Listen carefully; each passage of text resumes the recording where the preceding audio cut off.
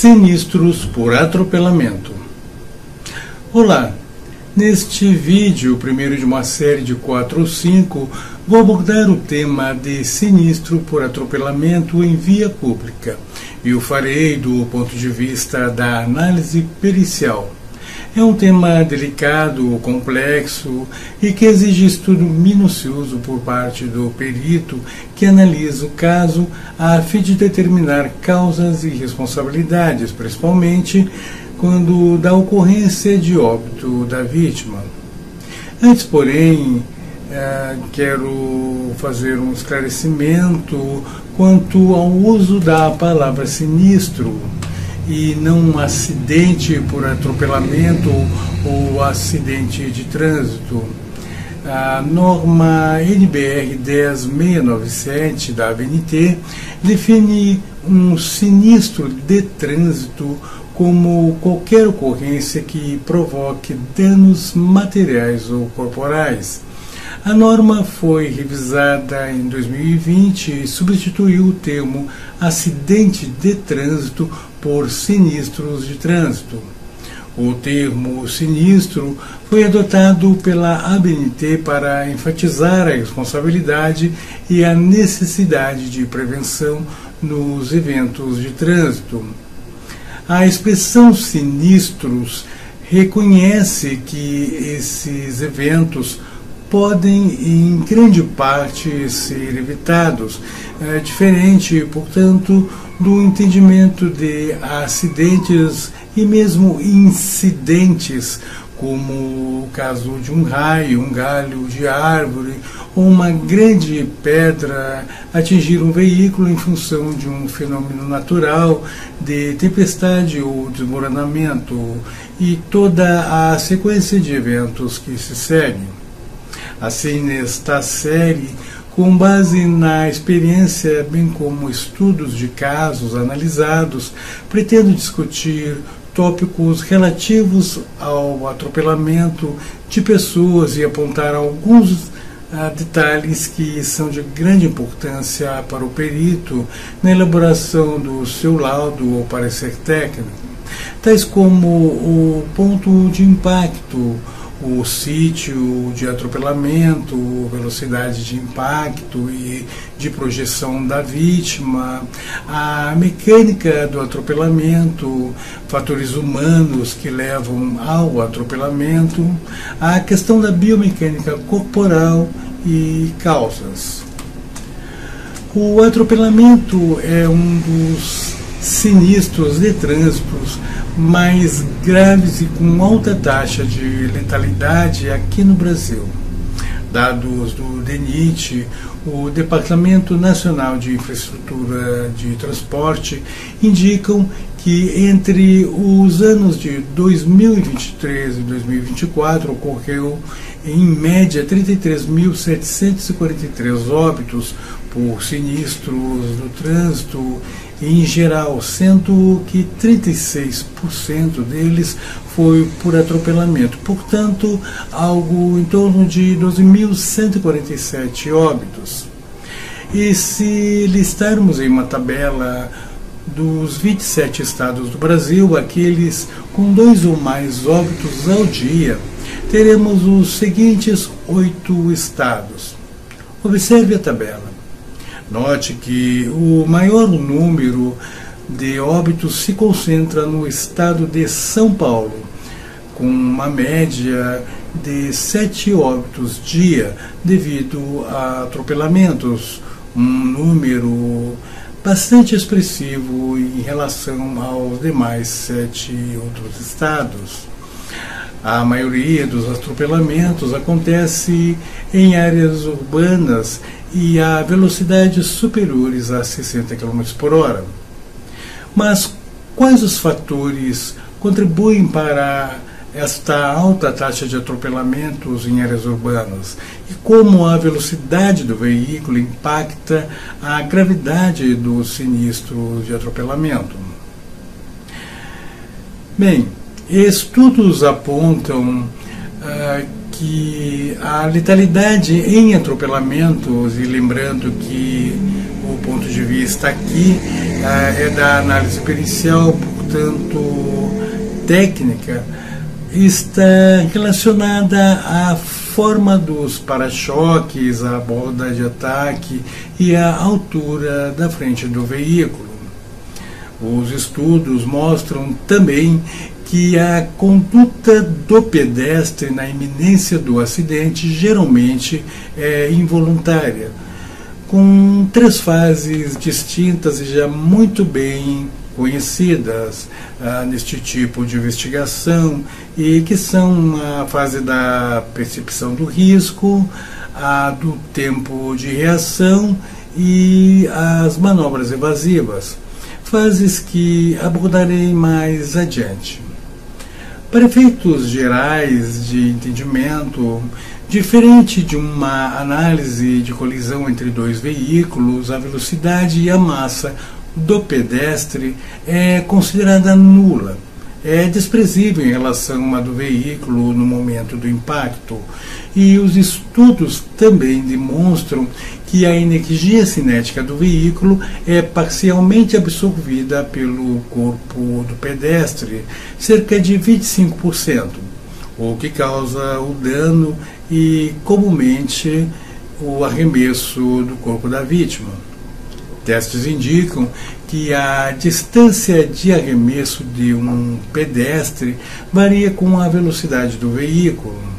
Por exemplo, se o veículo estiver apenas a 13 km por hora, o arremesso da vítima é de cerca de 2 metros, enquanto que a 50 km por hora pode chegar a 20 metros de distâncias do ponto de impacto. Métodos analíticos, gráficos, numéricos e analógicos são aplicados pelo perito para solucionar sinistros de tráfego, uma vez que geralmente há escassez de dados e, por isso, dá-se ênfase aos métodos analógicos, pois o panorama real de uma cena de atropelamento comumente carece de informações, exceto, é claro, quando trata-se de um ponto já monitorado previamente por câmeras de vigilância. Assim, o perito precisa tentar responder algumas importantes interrogações no estudo do atropelamento para a confecção do seu laudo ou parecer, tais como: qual era a localização da vítima antes do impacto, o seu estado dinâmico, estava parado ou em movimento, a procedência, a direção e sentido da trajetória. Também se investiga o ponto de impacto, o ângulo de ataque, a visibilidade entre o veículo e vítima, a velocidade de ambos, embora que tenhamos dito que para o pedestre geralmente é desprezível, pois não mais que 1,3 metros por segundo, o que dá em média 4,5 km por hora quando atravessa uma via, o que torna a sua energia cinética realmente desprezível se considerarmos o pedestre como uma massa média de 75 kg frente à magnitude da energia de um veículo em movimento de 1.800 kg a 60 km por hora. E um outro fator é a ocorrência de manobras evasivas, ou seja, quando da percepção do pedestre houve tentativa deste de evitar a ocorrência, bem como por parte do condutor do veículo. É também importante considerar se a vítima transportava algum objeto ou se estava sozinha ou em um grupo. Falando agora um pouco da cinemática de um atropelamento típico e trazendo alguns dados técnicos de estudos já consagrados, sem aprofundar o tema, pois demandaria muito tempo e também é bastante técnico. O primeiro contato entre o veículo e o pedestre geralmente ocorre com as pernas do pedestre, resultando em a aceleração instantânea da região impactada, os sucessivos contatos do veículo com o corpo da vítima conferem um movimento retrotranslacional, ou seja, rotação e translação simultâneos, influenciando pela posição do centro de massa do corpo.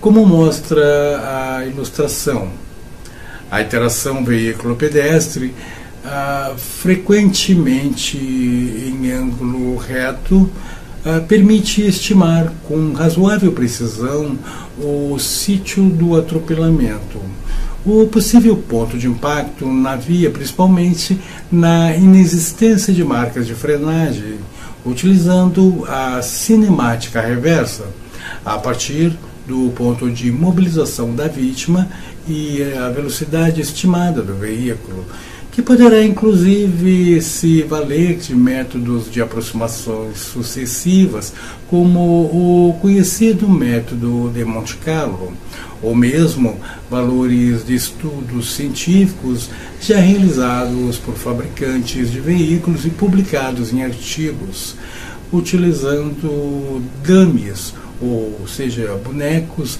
articulados com massa equivalente à massa humana, e que mostram as evoluções do pedestre após o impacto inicial. Por exemplo, se um veículo está a 30 km por hora após 156 milissegundos, o pedestre bate com a cabeça no capô do carro que o atropelou. Com 312 milissegundos, é levantado no ar. Aos 625 milissegundos, começa a cair no chão e, ao fim de 1094 milissegundos, ou melhor, um pouco mais de um segundo, o corpo fica estirado no chão, tendo sofrido um pouco antes um arrastamento, um rolamento ou deslizamento assim que toca o chão, antes de ficar totalmente imobilizado. Mas, lembrando a tabela que vimos inicialmente, quais os fatores contribuem para a alta taxa de atropelamentos em áreas urbanas?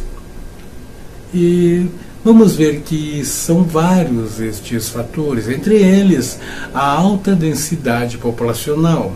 As áreas urbanas que tem uma maior concentração de pessoas, aumenta a probabilidade de interações entre pedestres e veículos. São Paulo, como vimos, é o estado de maior população circulando diariamente nos centros urbanos, mas isso por si só não justifica. Há que se considerar também a velocidade dos veículos, pois atropelamentos ocorrem com frequência em velocidades superiores a 60 km por hora, a qual é associada uma letalidade elevada. Veja que se o limite da via é 60 km por hora e o veículo trafegar pouco abaixo, uns 10%, apenas como uma velocidade de 54 km por hora, a taxa de mortalidade já é de 90%. E um outro fator de grande importância é o comportamento dos pedestres. A condução do pedestre, especialmente entre jovens e idosos, que pode ser impetuosa nos jovens ou lenta nos idosos, o que aumenta o risco de sinistros por atropelamento, além, é claro, de que muitas das vezes o pedestre atravessa fora da faixa de segurança e mesmo que sobre a faixa de segurança o faz quando o farol está no vermelho ou no amarelo, no intervalo de troca para o verde, ou ainda o inverso. Temos ainda a questão da visibilidade e percepção. Muitas vezes, os veículos são mais visíveis para os pedestres do que estes são para os motoristas, influenciando a percepção do risco e as respostas adequadas. Eu falarei mais sobre este fator quando abordar o tema do PNE, ponto de não escapada, o que pode e deve ser calculado pelo perito para que possa assegurar o seu parecer. É preciso considerar ainda a questão da infraestrutura de trânsito. Muitas áreas urbanas podem carecer de infraestrutura adequada, como faixas de pedestres bem sinalizadas, iluminação adequada e zonas de trânsito seguras, aumentando o risco de atropelamentos. E, por último, os fatores ambientais. Condições climáticas e iluminação podem afetar a visibilidade, contribuindo para a possibilidade do sinistro. Estes fatores, combinados com a dinâmica do tráfego urbano e o comportamento do pedestre, geram um ambiente propenso a sinistros de atropelamento. A velocidade do veículo exerce um impacto significativo na gravidade do sinistro de atropelamento. A taxa da mortalidade nas vítimas de atropelamento é diretamente proporcional à velocidade do veículo. Estudos indicam que existe uma taxa de mortalidade de apenas 10% para atropelamentos que ocorrem a menos de 35 km por hora. São aquelas vias junto à zona escolar e hospitais, limitadas a 30 km por hora, ou vias coletoras, onde o máximo permitido é 40 km por hora. Esta taxa já sobe para 90% quando a velocidade é em torno de 54 km por hora. O óbito é quase certo se a velocidade do veículo exceder a 60 km por hora. A velocidade gera o aumento de energia de impacto no atropelamento. Quanto maior a velocidade, maior a energia de impacto. E como já mencionado, o corpo humano absorve cerca de 25% da energia ao ser impactado, convertendo os outros 75% restantes em movimento do transeunte, ou seja, a sua velocidade de arremesso e distância de imobilização na via a partir do impacto inicial. Isto implica que em velocidades superiores a energia disponível para provocar lesões é significativamente maior. Há também a questão do ponto de impacto e a gravidade das lesões. A maioria dos atropelamentos ocorre quando o pedestre atravessa a rua, frequentemente em ângulos retos e em relação ao veículo. O ponto de impacto, geralmente na área frontal do veículo, é crítico na determinação da severidade das lesões. Com o aumento da velocidade, o potencial de lesões graves também aumenta, uma vez que a força do impacto é maior. E não podemos também esquecer a questão da dificuldade de manobra evasiva. Veículos em alta velocidade têm menos tempo para o condutor reagir a um pedestre que surge repentinamente, aumentando assim a probabilidade do atropelamento. A capacidade de evitar o acidente diminui conforme a velocidade aumenta, tornando a colisão bem mais provável. Esses aspectos demonstram que a velocidade do veículo não apenas afeta a probabilidade de ocorrência de acidentes, mas também está intimamente ligado à gravidade das lesões e à taxa de fatalidade das vítimas envolvidas em atropelamentos. Bem, meus amigos, eu fico por aqui e gratidão por terem assistido. Em próximo vídeo desta série, eu abordarei a questão dos vestígios do atropelamento e possivelmente a sua reconstrução criminalística. Então eu espero que realmente tenham gostado. E para contatos, o meu WhatsApp 51 983 490 408, ao lado o QR Code da minha página na web e o meu e-mail consulta@abfperito.com.br. ABF Perito, perícias e consultorias, competência, qualidade e confiança.